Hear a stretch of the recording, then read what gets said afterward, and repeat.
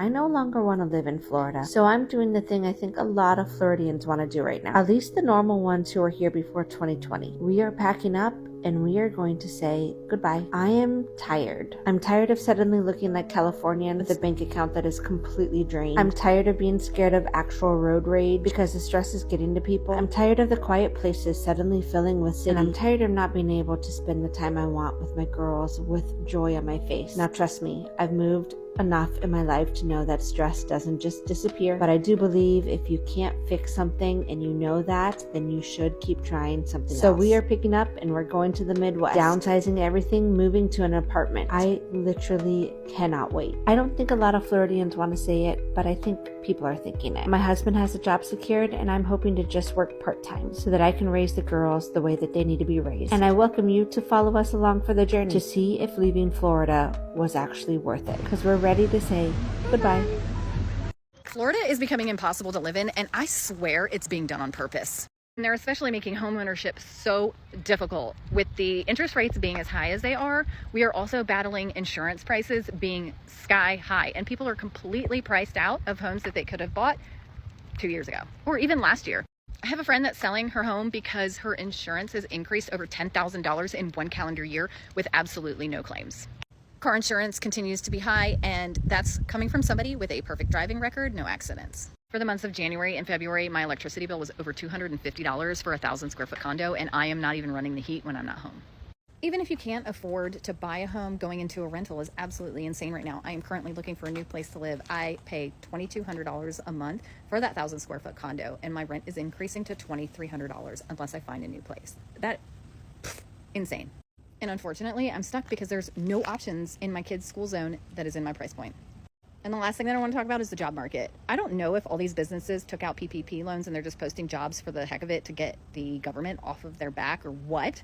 But I think this job market, at least in my area, and I've even for shits and giggles applied to jobs that I am overqualified for or my qualifications exactly match in other areas, and I am just not hearing back. I apply for anywhere from 3 to 5 jobs per day, any pay range. I don't care. Any qualification, entry level. I will compete with anybody just to get myself into a stable position and get myself into the door. I do have a job. I am working retail right now, but it is not paying the bills, which really sucks because I do have a lot of fun at the job. Call me a conspiracy theorist, but I think the reason why Florida is so difficult to live in right now is because the way they handled COVID. And I'm not talking policies. I'm talking the powers that be. Because we were thriving during COVID. Everything was fine. Job market was great. Everything was just flowing as if nothing happened and the rest of the country is struggling. I don't know, man. I'm over it. People are leaving Florida in numbers, like packing up their yours, selling their houses and saying, I'm done. And the reasons pretty simple. The cost of living is skyrocketing and the policies has gotten too messy for a lot of folks. Now, Florida used to be that dream place, right? Sunshine, beaches, palm trees, no state income tax. People were moving there like it was heaven on earth. But fast forward to now, and it feels like that dream turned into a nightmare for a lot of people. Let's start with the money side. People are saying it's getting way too expensive just to live there. Rents have gone up the roof, groceries are high, insurance is insane, especially home insurance. Some Floridans are paying thousands of dollars a year just to keep their house covered because of hurricanes and climate risk. Okay, there are even a lot of folks who lived in Florida their whole lives who are now saying they can't afford it anymore. Imagine that, being born in a state and then getting priced out of it. That's rough. Hey guys, you're welcome back again to the YouTube channel. It's so good to have you. Thank you so much for clicking when you saw this video. So I'm going to let some of the clips I gathered for you guys roll. Please do well to like and subscribe. Don't forget to give the video a thumbs up so that more people can see it. Credit to all creators on this video. Let's go watch. Listen, I know this isn't going to sit well with everyone, but if you don't need to, please do not travel to Florida. Not for a quick getaway, not for a girls trip, not for the Disney vibes, nothing. The state of Florida just built that alligator concentration camp, and the city of Miami illegally canceled their November election, giving their mayor and their city commissioners an additional term in office without the voters. Let that sink in. Elections canceled. detention centers funded. This is authoritarianism in action. And the worst part is happening in broad daylight to one of the most visited states in the country. Florida brings in over $131 billion a year, and probably even more, because that was the numbers for 2023. And the majority of that money comes from domestic travelers. Yes, some of the most deeply marginalized groups live in Florida: immigrants, Black folks, queer folks. And here's what else is true. If people don't take drastic, intentional actions, this becomes our new normal. I've worked in the travel industry for a long time, and tourism is big business. But consider every dollar spent is a vote. And right now, the state of Florida is counting on us to continuously show up, even as they strip away rights. If you are a Floridian small business, an NGO, a mom and pop shop, put the name in my comments so that folks can individually, monetarily support what it is that you have going on in Florida. Because if folks unnecessarily continue to travel to Florida, you're not just taking a trip, you are casting a vote. So make it count.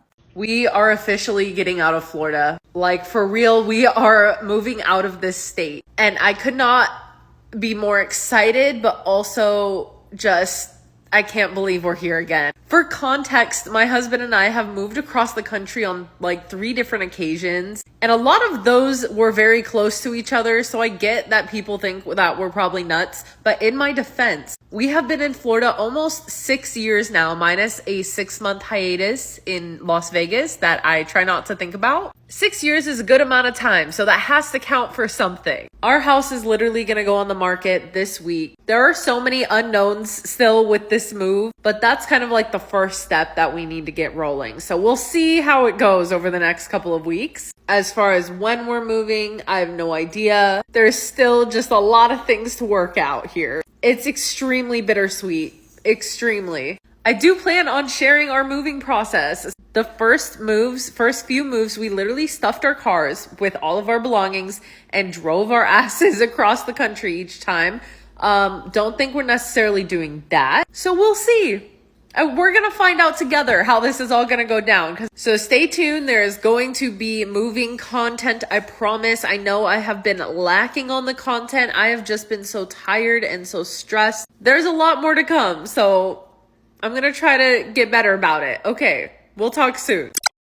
Housing market prices explode during the pandemic when everyone from New York and California started moving down, thinking they were escaping high costs. Well, jokes on them. Now Florida is just as expensive as the places they left. Some are even saying rent in Miami is worse than in the LA or New York. So yeah, that cheap paradise thing is gone. Then you've got the politics. And let's be real, that's been a big one. A lot of people are saying Florida doesn't even feel the same anymore. The political tension is thick, the whole culture war thing, the new laws, book bans, immigration crackdowns, and that constant fight between red and blue. Some people love it, but a lot of others are saying this isn't the Florida I moved to.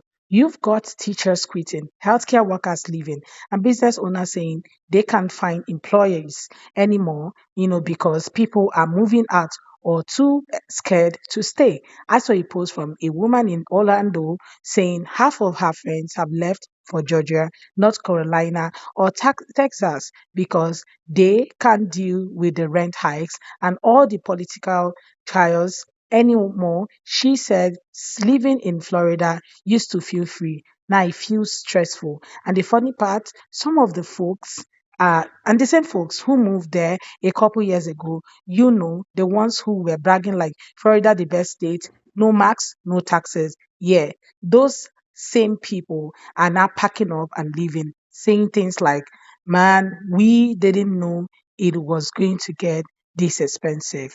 Hey, did you know that young people between the ages of 20 and 29 are leaving Florida in record numbers? And it's not because they don't love the sunshine. It's because they can't afford to live here anymore. Between rising rents, sky high homeowners insurance, and wages that don't keep up, they're forcing the young people out. And when they leave, Florida loses its future workforce, its innovation, and its energy. As your next congressman, I'll fight to bring down the cost of living by tackling the insurance crisis, investing in affordable housing, and pushing for wages that match today's economy. is probably the biggest breaking point. Some companies are even offering, coverage anymore, and the few that do are charging ridiculous amounts. There are families getting quotes of $10,000 to 15,000 a year just to keep their homes insured. For some, that's more than their mortgage. And if you live near the coast, forget it. Your property, taxes, insurance, flood protection, all that adds up.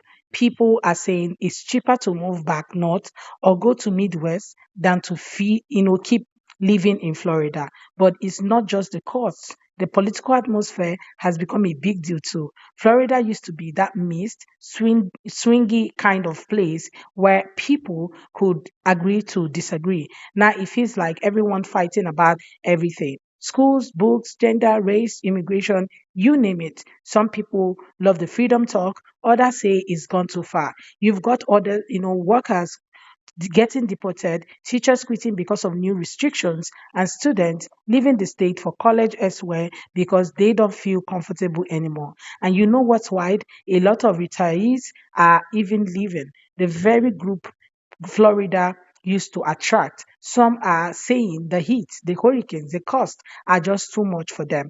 They would rather move somewhere quieter and cheaper, rather move somewhere, somewhere like Tennessee and North Carolina, just those places, even local small businesses are feeling the heat. When people leave, that means fewer customers, fewer workers, and less money moving around. Some towns are starting to look emptier than usual. Restaurants closing earlier, neighborhoods getting quieter. Lot of people complaining and saying this exactly is why we're living. Okay, you see it all over social media. And the sad part is not even just one group, it's everyone. Young people, retirees, working class families, business owners, everyone's feeling the squeeze in one way or the other. So yeah, Florida might still have the beaches, the sunset, and the, theme parks, but more and more people are realizing that behind that, the palm trees is getting hard to survive. Well, guys, let's hear your own take in the comment section. Please consider subscribing. Credits to all creators on this video. See you all on my next. Bye, guys.